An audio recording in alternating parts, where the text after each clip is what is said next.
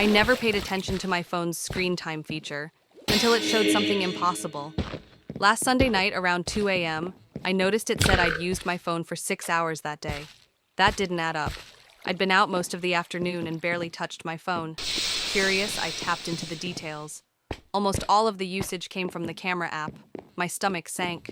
I opened my gallery, expecting blurry pocket photos. Instead, I found dozens of videos, clear, steady recordings taken inside my house, my living room, the hallway, outside my bedroom door. The timestamps were from when I wasn't home. In one video, the camera sat low like someone was crouching. It didn't move for several minutes, until my front door opened and I walked inside. The camera tilted slightly, as if whoever was holding it adjusted their grip.